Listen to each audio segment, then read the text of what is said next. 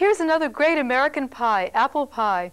Everyone loves apple pie, but nobody loves an apple pie that's all soggy at the bottom. And so often they just turn out like that.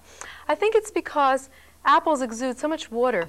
Even the dry apples, like greening apples, have a great deal of water. So my technique is to add all the butter and sugar and everything but the cornstarch in the early stages and just allow it to sit until all the water leaks out. I drain it out, and then I reduce it down to form a caramelized syrup.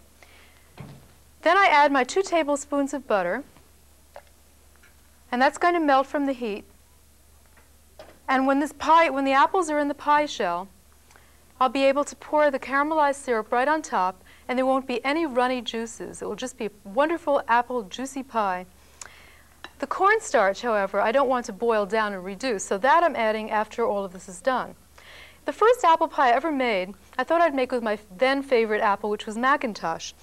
Macintosh is the wateriest apple of any apple, I think, on the market. It's wonderful for eating. It's crisp and it's juicy.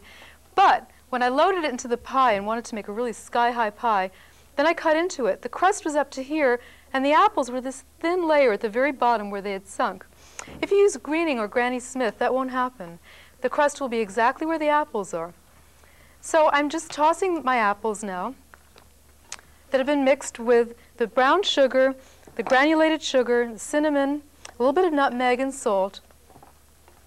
And you can see that the color has changed because of that. And they've been sitting at least an hour so that they'll exude all their juices. And now my mixture here, the butter is almost totally melted. And I'm going to show you how I cut my apples. I like the apples fairly chunky, so I do it by hand, and it's really quite quick. I peel the apple, and then using a large knife, cut it in half. This is a tip that John Clancy, who was a wonderful baking teacher, still probably is. I think he's moved to Florida now. He taught me this many years ago. It's a way to make, especially when you're doing a tart, way to make the apple sections beautiful. You use a melon baller to cut out the central core. It doesn't really matter as much for the pie because they won't be seen. At least they won't be seen quite as much as in a tart. But having learned this technique, it's so satisfying when you're working with food to have everything look beautiful. And it's so quick, I use it even for the pie. So this is my quartered apple now, so that I can remove the side core. And I'll show you just one of these quarters. I cut it in half one time, now it's an eighth. And then each of these eighths I cut into 3 parts. A sharp knife is helpful, but apples are so crunchy that they're really easy to cut. So now I can turn off the heat because my butter is totally melted, and I'll let it cool down a little while I'm preparing my crust. This is shiny because it's a new pan, but it dulls on use. So even though I said a shiny pie pan is not ideal, it's okay to use one, especially if it has holes in it, because you'll get a crunchy bottom crust right in the beginning, and after much use, it will be dull and wonderful, just the way a pie plate should be. I've rolled out my crust just as before for the cherry pie. It's the same size, about 12 inches. I rolled it out actually on my pastry cloth, which has the pre-marked circle. Now I'm going to show you a quick way to transfer pastry to a pie plate without having to lift it onto a rolling pin. Because it's a little warm today, I'm rubbing some extra flour in so it won't stick. And now I'm going to fold it in half, rubbing a little more. See how nice and flexible this dough is still, even though it was rolled several hours ago. Now I'm placing it right in the pie pan with the center in the center of the pie pan and just unfolding it. It's that simple. And that prevents you from stretching the dough so that it will shrink during baking. See, I'm pulling it, but I'm allowing it to slide from the other direction so it never gets stretched. And this little bit of extra flour is fine because apple pies are so juicy anyway. A little extra flour will only absorb the excess liquid. Okay, now I'm going to cut a little bit of the excess away because I'm going to be cutting the top crust together with the bottom crust.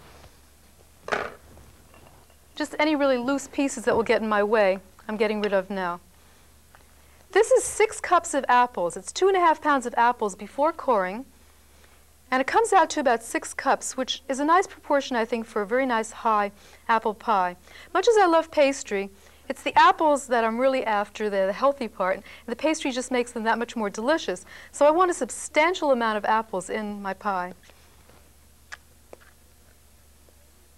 Now what's going to happen is that this nice amber-colored syrup that has the brown sugar and all the spices and the butter, and butter is wonderful with apples. I don't use butter and cherry because I find it dulls the nice sharp finish, but in an apple pie it just blends right in and makes it seem, even the apples seem buttery. But cutting them this way, they'll still have a little bit of crunch, even though it's going to bake for close to an hour. And it also bakes at the same temperature, 425 degrees. And of course, for my edges, I'm still going to be sure and use foil after 30 minutes of baking so that they don't get over brown. But doing this pie enables me to show you one of my very favorite spiral borders. So I must always remember, when I do a double crust pie, to moisten the edges before I put the top crust on. A little bit of water is all you need to make them stick together. And you want your crust, after it's trimmed, to be about a ½ inch away from the edge of the pan.